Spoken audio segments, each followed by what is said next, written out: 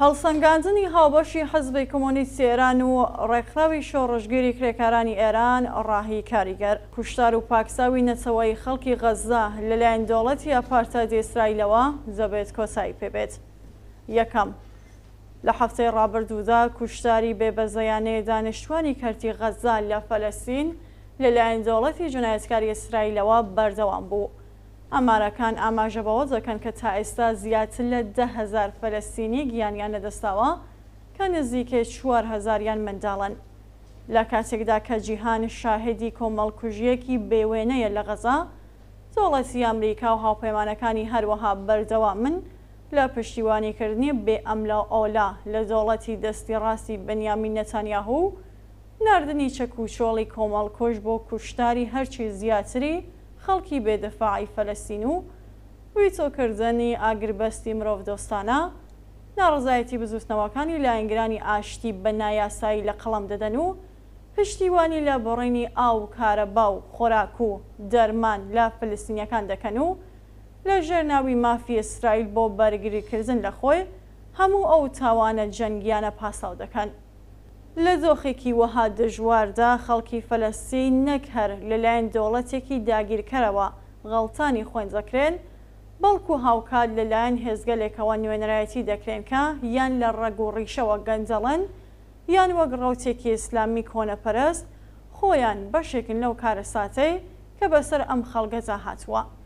ڕێک هەر ئەم کارەساتەیە کە هەندێک جار دەبێتە بیانوێک بۆ فەرامۆشکردنی ڕەوایەت و بەرهەقبوونی خەبات و خۆڕاگری خەڵکی فەلەستین لە دژی ڕژیمی جاگیرکەری ئیسرائیل. ئێمە بەردەوام جەختمان لەسەر ئەوە کردوێتەوە کە ڕاستە حەماس بزوستنەوەیکی کۆنەپەرستە، ڕاستە کە دەوڵەتی خۆبەڕێوەبەری کەناری ڕۆژاوای ڕووباری ئۆردۆن دەوڵەتێکی گەندەڵە و تەنانەت ڕۆڵی کۆماری ئیسلامیش کە بەرگریکاری ڕەوتە کۆنەپەرستە مەسەویەکانە لە ناوچەکەدا و بەڕەواڵەت هەموو سیاسەتە کۆنەپەرستەکانی خۆی لە ژێرناوی دیفاع لە خەڵکی فەلەستیندا بەرەو پێشدەبات دەبینین، بەڵام ئەوە زەڕەیەک لە ڕەوابوونی خەبات و خۆڕاگەری ملیۆنان فەلەستینی لە پێناو گەڕانەوەیان بۆ سەرخاک و زێدەکەیان کەم ناکاتەوە. هەروەک چۆن تیرۆریزمی دەوڵەتی ئیسرائیلیش هیچ لە گرنگی ئەو ڕاستیە کەم ناکاتەوە کە نەک تەنیا یەهودیەکان بەڵکو ویژدانی مرۆڤایەتی پێشکەوتنخوازیش نابێت تاوانەکانی فاشیزمی هیتلەری لە دژی یەهودیەکان لە زەهنیەتی مێژووی خۆی بسڕێتەوە. دام و دەستگاستی خۆڕی و هەواڵگیریەکانی ئیسرائیل بۆ دژایەتیکردن لەگەڵ ڕێکخراوی ئازادیبەخشی فەلەستین کە بزوستنەوەیەکی سیکۆلار و کاریگەر بوو لە ناو خەڵکی فەلەستیندا، چاپۆشیان کرد لە دروستبوونی ڕێکخراوی ئیسلامی حەماس و بە شێوازی جۆراوجۆر پشتیوانیان لێکرد و بەهێزیان کرد بۆ ئەوەی لەو ڕێگایەوە بتوانن ڕێکخراوی ئازادیبەخشی فەلەستین و هێزە چەپ و ڕادیکاڵەکانی چالاک لە بزوستنەوەی فەلەستیندا لاواز بکەن و پشتیوانی و هاوپشتی نێونەتەوەی بۆ دیفاع لە خەڵکی فەلەستین بە ناڕەوا لە قەڵەم دەن و لە ناوی ببەن. هەروەک چۆن ئەمریکا هاوپەیمانەکانی ساڵی 1357 لە کۆنفرانسی گوادلۆپ ڕێگەیان بۆ بەهێزبوونی ڕەوتی ئیسلامی شیعە با ڕێبەرایەتی خومینی خۆش کرد بۆ ئەوەی پێش بەرگرن لە شۆڕشێکی پێشکەوتن خوازانە و جێگیربوونی دیموکراسی لە ئێران.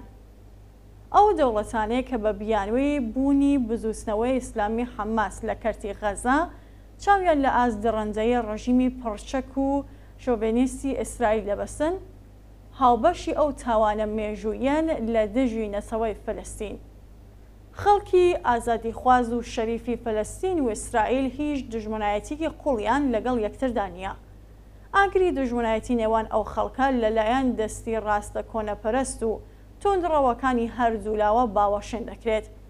هاوڵاتیانی فەلەستین و ئیسرائیل تەنیا بە هاوپشتی و هاوخەباتی خەڵکی شەریف و ئازادیخوازی ناوچەکە دەتوانن خۆیان لەژێر هێژمونی دەوڵەتی ئائینی و هێزە کۆنەپەرستەکان ڕزگار بکەن و بە بەهرەمەندبوون لە مافی دیاریکردنی چارەنووسی خۆیان بە شێوەیەکی ئاشتیانە بە یەکەوە کار و ژیانی خۆیان تێبڕکەن.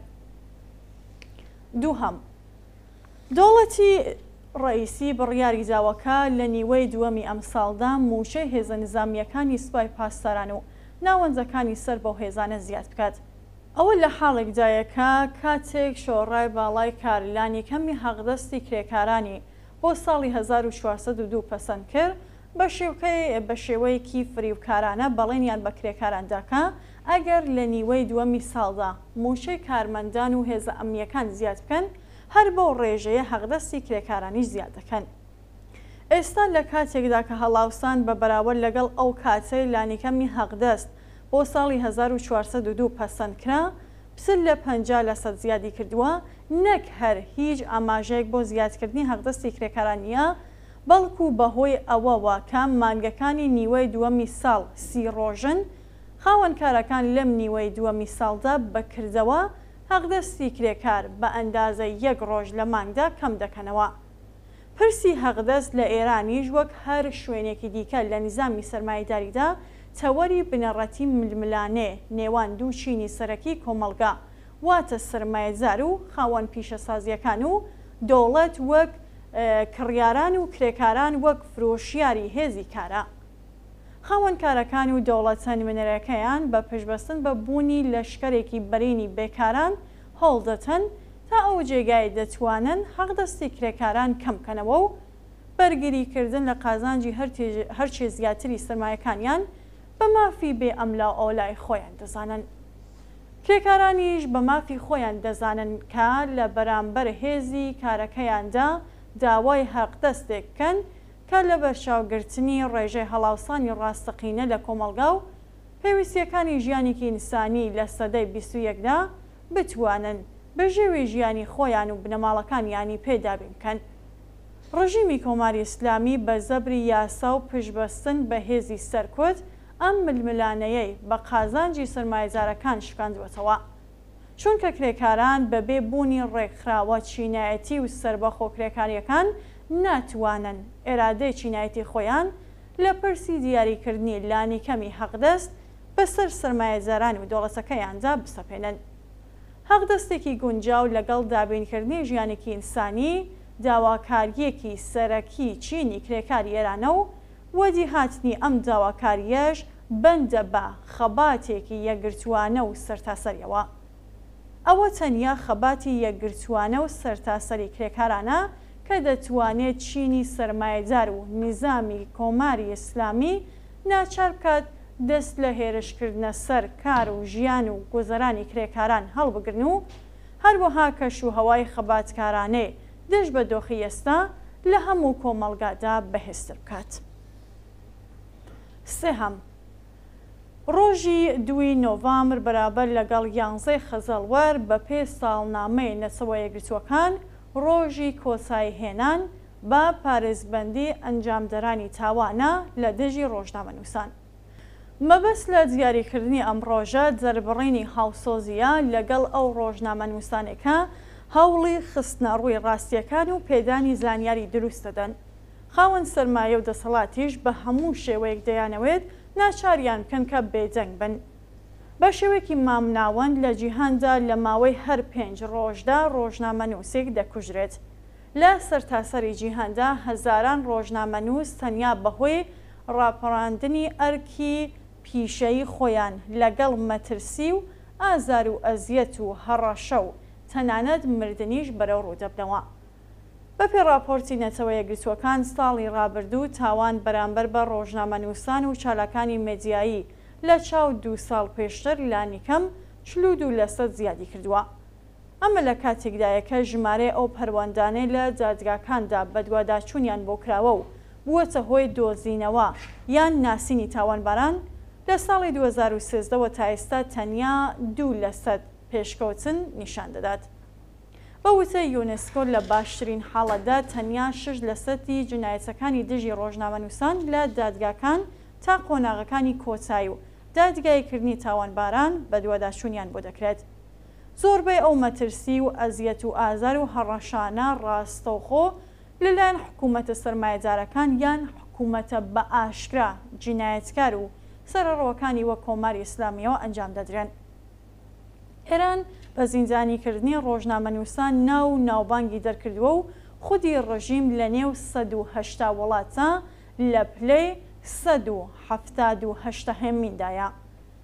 بەپێ راپۆرتی ڕێکخراوی پەیامنێرانی بێسنوور لە کاتی هاتنە سەرکاری ڕەژیمی ئیسلامیەوەدا ساڵی 2018 لانیکەم 806 ڕۆژنامەنووس لە ئێران زیندانی کراون. لە سەردەمی شۆڕشی ژن ئازادیدا فشار لەسەر ڕۆژنامەنووسان و بنەماڵەکانیان تا ڕادێکی زۆر تونتر بووەتەوە و شەپۆلی دەست بەسەرکردن چەند هێندە زیادی کرد. بە جۆرێک کە بەپێ راپۆرتی فێدراسیۆنی جیهانی ڕۆژنامەنووسان لە ماوەی یەک مانگدا لانیکەم 25 ڕۆژنامەنووس لە ئێران دەست بەسەرکراون. نمونەیەکی دڵتەزێنی زیندانیکردن و هەوڵدان بە مەبەستی بە چۆکداهێنانی ڕۆژنامەنووسان لە دەستگیرکردن و سزادانی نیلوفەر حامدی پەیامنێری ڕۆژنامەی شەرق و ئیلاهە مەحەممەدی پەیامنێری ڕۆژنامەی هەممی هەندە بەرچاوکەوت کە بە شێوەیەکی گشتی سزای 25 ساڵ زیندانیان بەسەردا سەپێنرا و 15 ساڵی جێبەجێ دەکرێت. ئەم دوو پەیامنێرە بوێرە بە بڵاوکردنەوەی راپۆرتی کوژرانی ژینا ئەمینی لە نەخۆشخانەی کەسرا و ڕێڕەسمی بە خاکسپاردنەکەی لە شاری سەقز کوشتنی ناوبراویان بەدەستی حکوومەت ئاشکرا کرد و ڕۆڵیان هەبوو لە دەستپێکی شۆڕشی ژینەدا. کارەساتبارتنی نمونەی جینایەت لە دژی ڕۆژنامەنووسان لە شەڕی ئێستای دەوڵەتی ئیسرائیل لە دژی خەڵکی فەلەستین بە تایبەت لە کارتی غەزەوە بەرچاو دەکەوێت. ڕێکخراوی ڕۆژنامەنووسانی بێسنوور ڕایگەیاندووەکان لە دەستپێکی هێرشی ئیسرائیل بۆ سەر غەزە هەتا ئێستا 34 ڕۆژنامەنووس کوژراون. نمونێکی دیکە بریتیە لە جولیان ئاسانژ دامەزرێنەری ماڵپەڕی ویکیلیس کە بەهۆی لە قاودانی جنایەتە جەنگیەکانی ئەمریکا لە کاتی هێرش بۆ سەر عێراق چەندین ساڵە لە زینداندا بەسەردەبات. زۆر نمونەی لەم چەشنە لە سیستەمی نابەرابەر و شەڕخواز و گەندەڵی سەرمایەداری زاڵ بەسەر جیهاندا بەرچاو دەکەوێت. لە ئەوە هەلومەرجێکدا ناکرێت چاوەڕوانی باشتربوونی دۆخەکە و لێپرسینەوە و جاجگاییکردنی عادڵانەی جنایەتکاران لەو ناوەندە نێونەتەواییانە کە لەسەر بنەمای نەزمی جیهانی ئێستا دامەزراون بکرێت. بەڵکو باشتربوونی دۆخەکە و لێپرسینەوە لە تاوانباران تەنیا بە خەبات و تێکۆشان لە دژی هۆکار و سەرچاوەکانی ئەو نەهامەتیانە و هاتنە سەرکاری نیزامێک لە جیهاندا مسۆگەر دەبێت کە بناغەکانی لەسەر قۆڕکاری و قازانج و سەرمایەدارە دان نەمەزرابێت.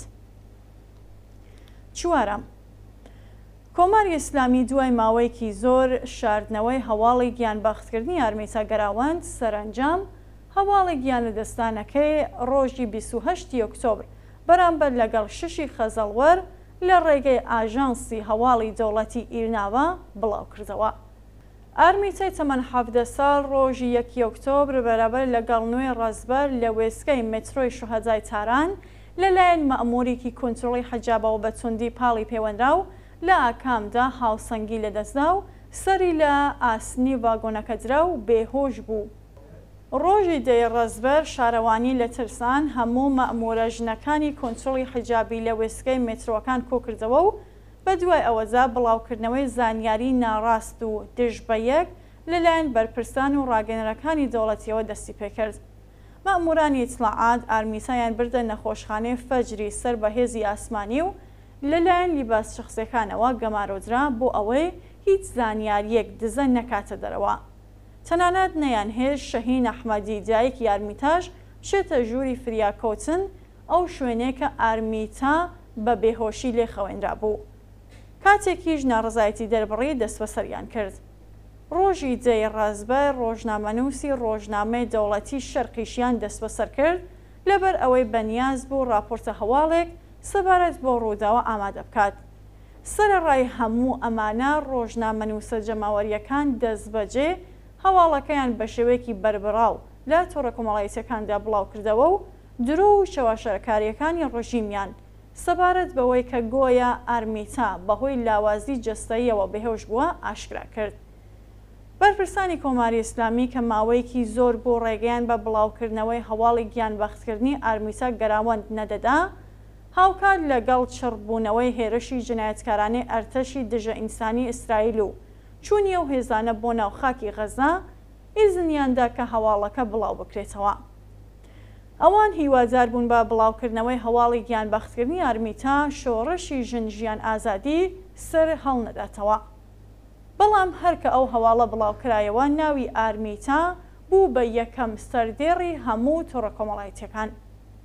زۆرێک لە کەسایەتیە ناسرا و بەناوبانگەکانی دەرەوەی وڵات و ئینسانە بوێر و کاریگەرەکانی ناوخۆی وڵات لە دژی درۆ و چاواشەکاریەکانی ڕژیم و دەربڕینی هاوسۆزی و هاوخەمی لەگەڵ بەهمەن گەراوەند و شەهین ئەحمەدی دایک و باوکی ئارمیتا لێدوانیاندا.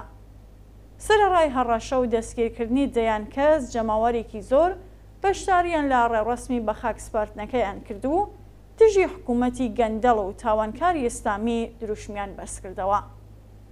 ئەم ڕاستیانە ئەوە دەردەخەن کە ئاخێزی شۆڕەشگەرانەی ژینا و داواکاریە ڕادیکاڵ و پێشکەوتنخوازەکان و هەروەها نەفرەت و بێزاری خەڵک لە حکوومەتی ئیسلامی هەروە زیندووە و بەردەوامە.